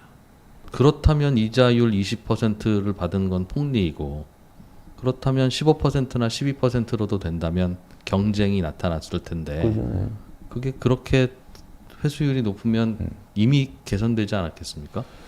그 문제 좀 이따 얘기하기로 하고요. 이제 그건 좀 더 복잡한 문제라서 여하튼 그러니까 능력이 되면서 떼먹는 걸 도덕적 해이라고 그러잖아요. 뭐 그렇죠.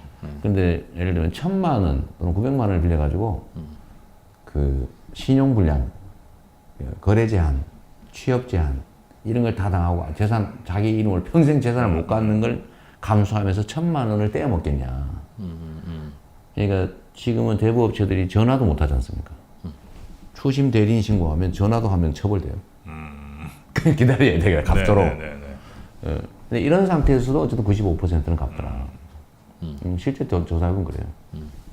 요새 뭐 코로나 뭐 심해진 게 92, 3%까지. 원금의 95%가 회수된다는 말씀입니까? 원리금에. 네. 대부업체. 그건 실제 그렇습니다. 보시면 되고요. 하여튼 그런데 그 사람들이 이자율이 3%짜리를 1,000만 원 정도 빌려주면 훨씬 더 잘 갚지 않겠어요? 물론이죠. 엄청난. 근데 그 기회가 봉쇄돼 있다는 거죠. 최소한 그 기회는 주자. 대부업체들은 요즘 20%로 내린 다음에 시장에서 철수하고 있습니다. 물론 저는 철수하는 게 바람직하다고 봐요. 그러니까 그 말은 장사가 20% 받아서는 안 된다는 뜻이고 회수가 안 된다는 뜻인데 후보님이 저는, 갖고 계신 데이터와 왜 충돌할까요? 그러니까 그거는 별도의 얘기를 좀 한번 하고요. 기본 금융은 그래서 네. 국가 권력에서 발생하는 신용 이익을 국민 모두가 최소한은 누리게 해주자라는 거고요.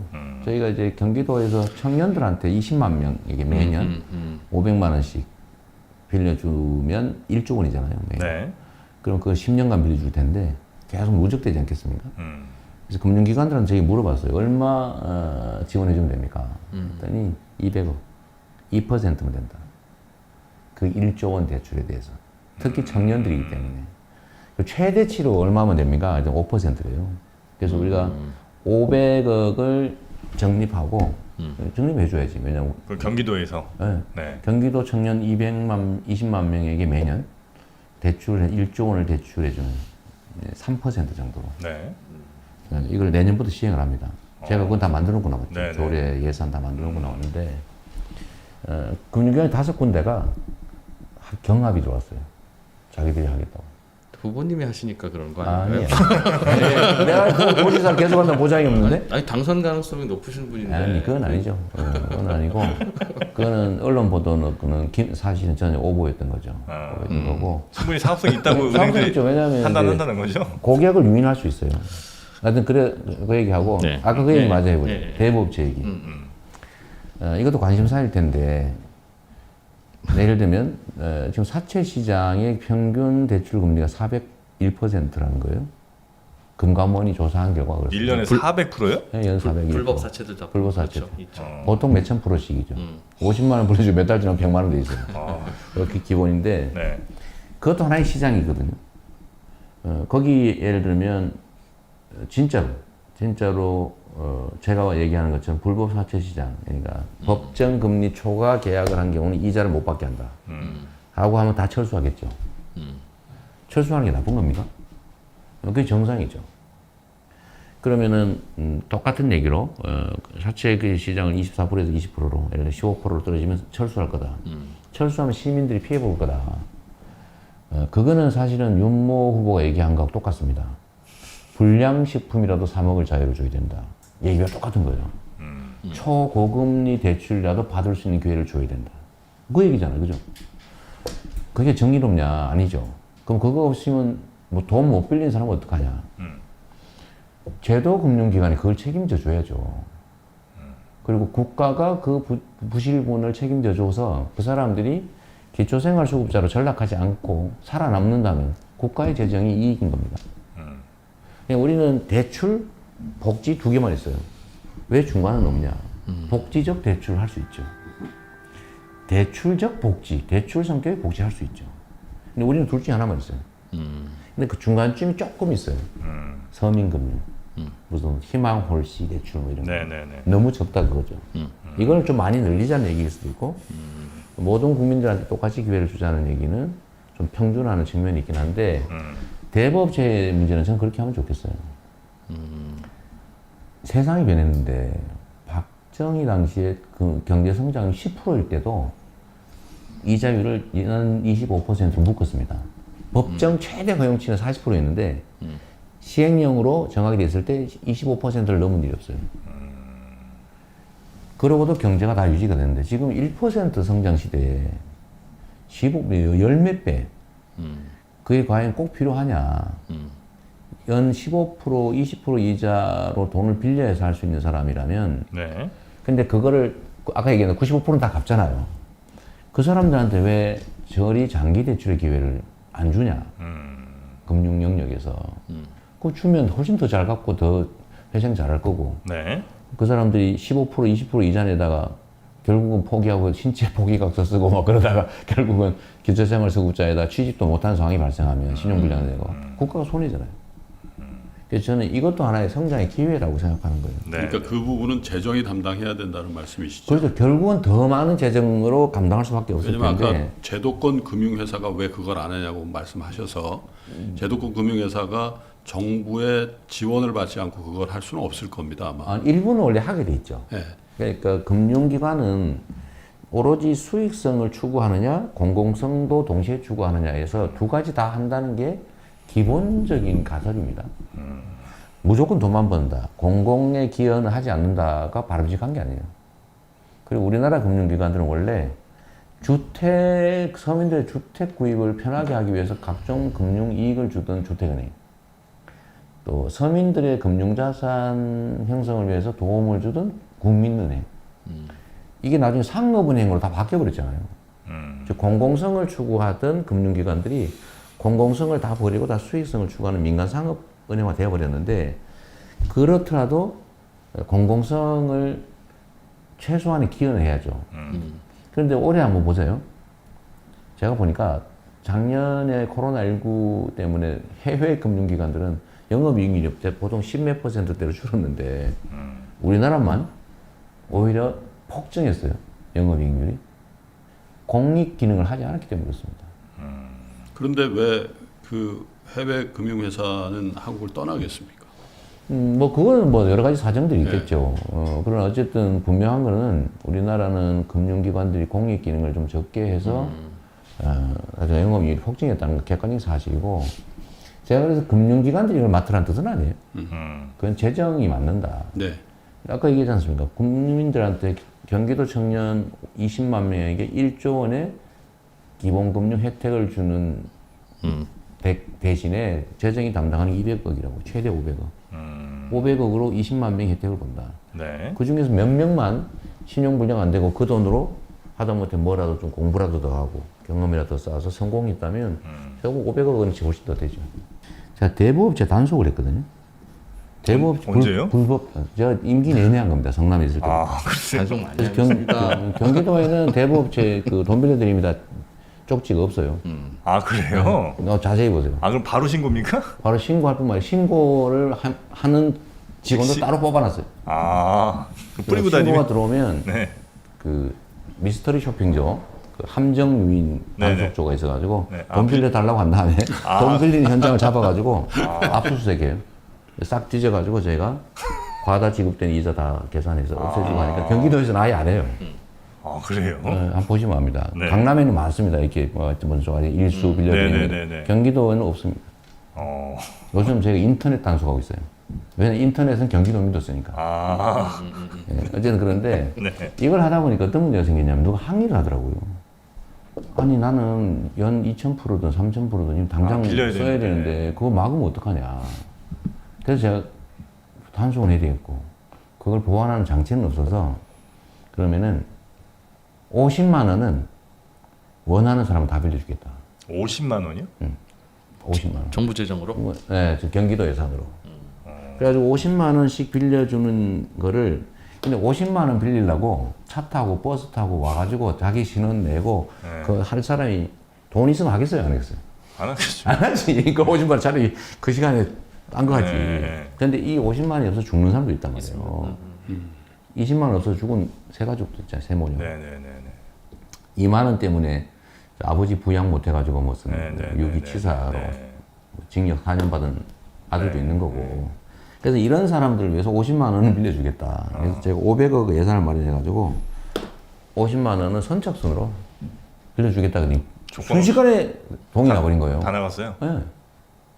그러더니 또 어떤 일이 있었냐면 나 지금 아버지 저 치료비도 내야 되는데 병원비를 못 내가지고 죽게 생겼다. 300만 원만, 200만 원만 사람이 또 많아진 거예요.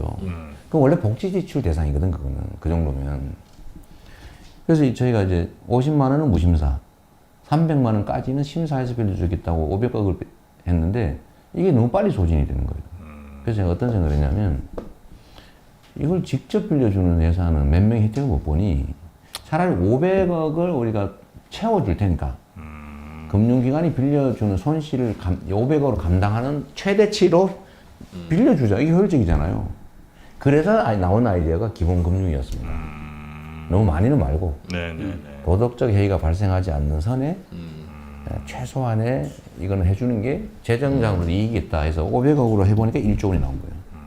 금융기관하고 다 토론을 해보니까 500억이면 모든 손실을 충분히 커버한다. 특히 청년들의 경우는 나중에 되면 다 어떻게든지 500만 원 못 벌 리가 없다. 그래서 이거는 부실률이 매우 낮을 거다. 그래서 뭐 그렇게 얘기해서 제가 시작했는데요. 어쨌든 저는 이게 신용 등급제가 필요하긴 한데 기본적으로 그렇게 하되 최저치는 보장을 해주자. 최저 수위는 유지를 해줘야 그래도 살 길은 생기지 않겠냐. 그 생각을 한 거죠. 그게 이제 기본 금융과 관련된 설명을 좀. 요거 기본 금융은 제가 많이 못 들어봐서 조금 더 자세하게 말씀을 좀 들어봤고요. 자, 오늘 이제 저희 3프로 TV와 우리 이재명 후보께서 짧지 않은 시간을 이렇게 쭉 말씀을 요즘 워낙 이제 바쁘실 텐데도 그래도 시간을 좀 많이 내주셔서 얘기를 해봤는데 혹시 저희랑 말씀하시면서 요거는 내가 꼭 우리 시청자들한테 얘기를 했었어야 되는데 까먹었다 이런 거 혹시 있습니까? 그것도 있고요. 뭐 사실 우리가 자산시장 위주로 얘기를 하다 보니까 우리나라 경제를 위해서 지금 시급하게 꼭 해야 될 일이 뭔가에 대한 얘기를 조금 놓친 부분인데 그 부분도 그렇죠. 후보님 시간을 좀 드리겠습니다. 일단은 저는 아까 잠깐 말씀드렸는데 이제 우리 경제가 질적인 변화에 초입에 들어섰다고 봐요. 그러니까 과거에는 투자할 곳은 많은데 투자할 돈이 부족했던, 그래서 한 곳에 자원을 집중해 줘야 됐던 소위 불균형 성장 정책을 취했잖아요. 지역으로 한다면 수도권에 집중하고 또 기업으로 치면 특정 몇 개의 기업을 골라가지고 지원하다 보니까 소위 재벌이라고 하는 게 생겨났고, 그래서 어쨌든 정부 자원을 가능한 복지보다는 생산 영역에, 공급 영역에 집중 투자해왔죠. 근데 지금은 완전히 토대가 바뀌었다. 토대가 바뀐 것이 아까 얘기한 투자할 돈은 남아돌고 투자할 곳이 없는 시대가 됐죠. 근데 투자를 유발할 수 있는 요인은 보통 우리가 세 가지 정도 얘기를 하는데 수요를 늘리는 거는 첫째는 소비, 가계 소비, 그죠? 두 번째는 수출, 세 번째는 정부 지출. 뭐 보통 투자. 근데 투자는 그 자체로 생겨나진 않으니까. 투자 유인을 늘리는 건 소비, 수출, 정부 지출인데 수출은 우리 마음대로 할 수 없는 영역이죠. 정부 지출은 거의 고정돼 있죠. 일정 비율로. 이 소비 부분이 지금 문제인데 지금 소비는 사실 빚으로 버텨왔단 말이에요. 이 빚이 한계에 도달했습니다. 전 세계에서 부채 비율이 제일 높아요. 그리고 그 이유는 정부의 가계 지원이 전 세계에서 제일 적어서 그렇습니다. 우리 국민이 너무 착해가지고 뭐 정부에서 나를 도와주려고 그래 필요 없어. 그런데 이거는 사실은 2차 배분이 왜곡된 결과를 빚어서 이제 가계 부채 비율이 너무 높아졌고 소비가 너무 줄어들게 됐고 결국 경기 침체의 한 원인이 된 거죠. 그래서 이런 문제들을 좀 이제 해결해야 될 시점이 왔다. 질적으로 다른 사회가 왔기 때문에 가계 소득을 늘려줘야 된다. 그래야 소비가 늘고 수요가 늘고 경제가 좀 정상화된다. 하나가 있고요. 두 번째는 이제 우리가 경제 구조를 통째로 좀 바꿔야 되는데 양극화가 자원의 비효율성을 심화시키지 않습니까? 이 사람은 너무 많이 가지고 있어서 쓸 수가 없고 이 사람은 쓸 데가 없어. 그게 기본 금융 사고를 하게 된 하나의 원인이기도 한데 금융 자원이라는 측면에서 그래서 이 불공정성을 완화하는 게 자원의 효율성을 제고하고 사람들한테 의욕을 좀 높이게 해서 전 사회 생산성을 제고하는 효과가 있어요. 성장 효과가 있는데 문제는 이게 엄청난 기득권의 저항이 있다는 거죠. 왜냐하면 기존 제도에 혜택 보는 사람들이 강자니까. 이제 이 과정이 하나 있고 두 번째는 사실 성장을 하려면 새로운 투자를 해야 되는데 저는 기회가 왔다고 보는 겁니다. 기회가 에너지 전환, 그 다음에 디지털 전환, 팬데믹. 이거 어차피 이겨내야 되는데 다른 나라 뒷공문이 따라가면 도태될 가능성이 있고 다른 나라보다 우리가 한 발짝만 앞서가면 무한한 기회를 누리지 않겠어요? 소위 선도 국가가 되는 거죠. 가능하다는. 그건 결국 국가의 대대적인 투자를 통해서만 가능하다. 인프라 투자, 교육 투자, 기술 투자, 그다음에 규제 합리화 이런 것들을 용감하게 대대적으로 또 선도적으로 빨리 해내면 좀 새로운 성장의 기회가 온다고 보죠. 근데 문제는 여기에 그 돈이 어디서 나냐는 논쟁이 벌어집니다. 지금 있는 거 가지고 하기는 어렵죠. 결국은 투자 아니면 여기는 경제를 이해하시는 분들이 보니까 미래의 자산 가치하고 현재의 자산 가치가 다르잖아요. 네. 그래서 미래의 자산을 앞당겨서 현재 투자해서 미래의 자산 가치를 늘리는 게 투자죠. 그래서 이걸 해야 된다. 이 점을 우리가 좀 동의를 해주면 좋겠고요. 그래서 경제 체질을 완전히 신속하게 바꾼다. 그래서 산업 전환, 신산업 창출, 새로운 일자리를 만들어내고 경제 볼륨을 키우고 부채 문제도 그러면 완화되고 어쨌든 복지도 늘려나가야 된다. 이게 우리 가야 될 길 같고요. 또 한 가지 제가 드리고 싶은 말씀은 이제 정리삼아 오늘 여긴 주식 방송이니까 주가 지수 5천 시대라고 하는 게 불가능하지 않다. 그리고 저는 앞으로 여러분들한테 그 얘기를 드리고 싶어요. 부동산보다는 자본시장이 훨씬 더 가능성이 크다. 이거는 피할 수 없는 경로다. 네. 사실 우리가 3천 시대 올 거라고 예상 못했어요, 솔직히. 저도 주식 투자를 하고 평생 희망이었죠. 희망이었지. 야, 언제 2,500 넘어가나 맨날 그 노래 불렀지. 3,000 휙 넘어갈 줄 몰랐거든요. 근데 그거는 앞으로는 마찬가지로 계단식으로 가는 거니까. 네. 그래서 우리가 제도 정비도 좀 하고 투명성 제고도 하고 또 산업 재편도 하고 결국은 리더의 철학인데 여기 시장의 중심을 어디다 둘 거냐. 네. 맨날 그 부동산에다가 우리가 매달릴 거냐. 자본시장으로 옮겨갈 거냐. 새로운 투자 기회를 만들 거냐라고 보면 자본시장에 관심 갖는 게 자산을 늘리는 길이 아니겠냐. 이렇게 말씀드리고 싶습니다. 네. 많은 투자자들은 주식 투자를 하면서 가족들을 어떻게 설득해야 되는지도 고민일 겁니다. 그래서 저는 아내분은 어떻게 그게 문제예요. 아까 얘기한 대로 이게 하이 리스크 하이 리턴이고 자칫 잘못하면 롱턴이가 기다리고 있기 때문에 네. 저는 정말 주식에 대해서 공부 안 하고 주식을 시작하는 바람에 한번 망했던 거거든요. 근데 어쨌든 열심히 배우고 원칙 따라 투자해서 사실 복구 더하기 상당히 돈을 만들었기 때문에 네. 저는 금융 교육이 꼭 필요하다고 봐요. 지금 유럽이나 이런 데 다 금융 교육 시키거든요. 그 지금 말씀하신 공교육 부분에서 공교육 부분에서 금융 교육을 시켜요. 저희가 지난해 사실 청와대 청원까지 했었습니다. 저희가? 공교육 네. 부분에서 금융교육을 의무화하자. 반드시 해야 됩니다. 저는 말렸습니다. 그럼 우리 방송을 아무도 안 본다. 그거 진짜 맞는 얘기고요. 저는 이제 국민들에게 공교육을 해야 될 영역이 여러 개가 있다고 보는데 그 중에 역시 먹고 사는 문제 경제 교육을 해야 된다. 그냥 수요 공급 그래프만 가르치지 말고 금융 교육을 시켜야 된다. 그냥 그렇게 생각합니다. 나중에 은퇴하고 나서 그럼 같이 하시죠. 그럼. 제가 은퇴를 언제 할 수 있을지 잘 모르겠어요. 은퇴가 빠를수록 좋으신 거 저는 아닙니까? 사실은 저는 사실은 돈을 번다는 측면에서는 좀 어쩌면 좀 끝까지 한다시길래. 있는데 10년 안에 은퇴하시고. 저는 진짜로 투자 기회 놓치가 저는 너무 억울한데요. 네. 저는 이거 이번에 저기 팬데믹 시작되는 시점에 전 주식 투자가 불가능해졌잖아요. 이미 다 강제 매각을 당했으니까, 백지 신탁됐으니까. 그래서 제가 야 너무 아깝다. 분명히 기회가 있는데. 근데 딱 떨어졌잖아요. 네. 그러면 이제 우리 펀드 매입은 제한이 없어요. 아 그래요? 펀드 펀드 가입하셨습니까? 안 했죠. 네. 보다가 더 떨어질 줄 알고 보다가 기회를 놓쳤어요.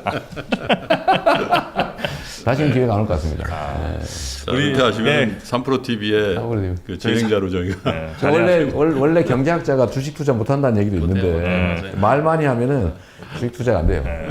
저는 우리 저 후보님 끝으로 어느 정도 이 감이 좀 있으신지 여쭤보기 위해서 이 영상이 올라가고 24시간 안에 좋아요 몇 개 정도 눌릴 거라고 보세요? 좋아요? 네. 조회수 말고 좋아요. 좋아요.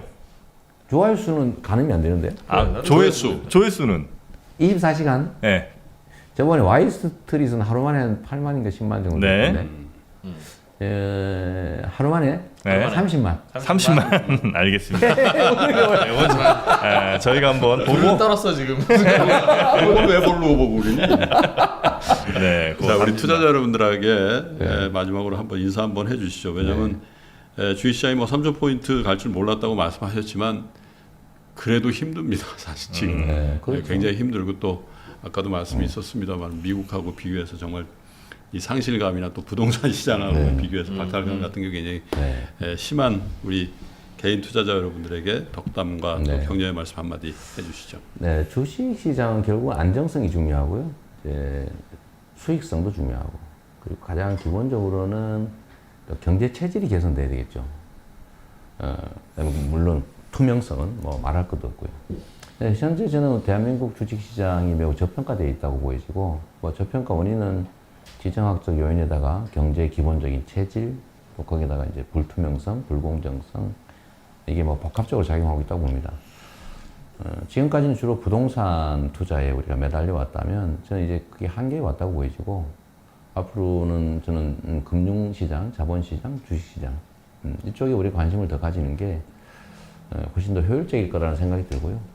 그리고 앞으로 저는 우리 경제가 점점 더 첨단화 그때 갈수록 또 부동산보다는 당연히 주식시장이 더 비중이 커질 거라고 봅니다. 또는 그래야 된다고 봐요. 기업들의 이제 더 쉬운 자본 조달 시장으로서 기능도 해야 되고, 국민들한테 투자 기회도 새롭게 줘야 되고, 무엇보다도 부동산 시장보다는 주식 시장이 훨씬 더 생산적이지 않습니까? 그래서 국가 정책도 그런 방향으로 전환돼야 된다고 저는 믿기 때문에, 혹시 저를 믿으시면 주식 시장에 훨씬 더 관심을 가지시는 게 낫지 않을까 그런 생각이 듭니다. 네, 여러분들 만나 뵈서 너무 반갑고요. 네. 저도 뭐 더 많은 노력을 통해서 우리 경제가 더 성장할 수 있도록 애쓰겠습니다. 네. 또 저희가 준비한 게 하나 뭐 있습니다. 주시려고 그러시나요? 저희 회사 3프로TV가요. 네네네. 1년에 한 번씩 이렇게 투자 다이어리를 만듭니다. 네네. 그래서 오늘 후보님께 두 권을 준비해서 그리고 마켓을 항상 네. 소중하게 다뤄주시라고 그럼요. 저희가 그러네, 진짜. 신간이 있네요. 미스터 마켓이라는 네. 책인데 저희 임직원 일동의 마음을 담아서 네네네. 후보님께 재밌네요. 네. 그 16,000원입니다. 저는 사실 이제 92년 정도부터 주식을 직접 투자했고, 결국 제가 얻은 결론은, 그 주식시장은 자본주의 시장 경제의 심장이다. 그러니까 가장 건강하게 자율적으로 잘 뛸 수 있게 하는 게 핵심이다. 여기다 자꾸 펌프를 막 가설하고 막 이렇게 해놓으면 문제가 되는 거죠. 네. 그래서 이상한 그런 오해는 좀 안 했으면 좋겠어요. 시장에 부당하게 개입하지 않겠냐. 네. 그 철판을 이렇게 펼 때 망치로 펴면 못 쓰게 됩니다. 부드럽게 펴야지. 뭘로 펴야 돼요, 그러면? 자연스럽게 최소한 원형을 유지하게 펴야죠. 그걸 망치로 때리면 안 된다고. 예를 들면 판판한 이 철판이 휘었다 이렇게 휘면 이걸 이렇게 펴야지 여기를 때리면 안 된다고. 올라온 부분. 그럼 울룩불룩해지고. 울룩불룩해지죠. 네. 다시 복구 불가능해요. 난 망치로 때리는 사람 아니다. 네. 그렇게 맞습니다. 이해하겠습니다. 쭉쭉 피는 거 하시다가 또 자, 국민들 주름도 많이 좀 펴주시길 바라겠고요. 3프로TV가 대선 후보를 털어본다 3대털 특집 방송으로 제가 첫 번째 시간은 이재명 더불어민주당 대선 후보를 만나봤습니다. 마지막 인사가 굉장히 중요하더라고요. 여기서 저희가 잘 되시길 이런 거 하면 안 됩니다. 우리 하면 망치가 없다 뭐 이런. 네. 국민에게 잘 어필하시고 최선 다하시길 바라겠습니다. 이 정도로 인사는 마무리하도록 하겠습니다. 평균 가격이 있습니까 혹시? 3만 원입니다. 그건 3만 원. 다이어리 3만 원. 알겠습니다. 책은 그냥 저희가 그냥. 드리죠. 좋은 일 하시는데 저도 적정 가격으로 구매하도록 하겠습니다. 고맙습니다. 감사합니다. 네. 함께해 주신 이재명 후보님 대단히 고맙습니다. 감사합니다. 감사합니다.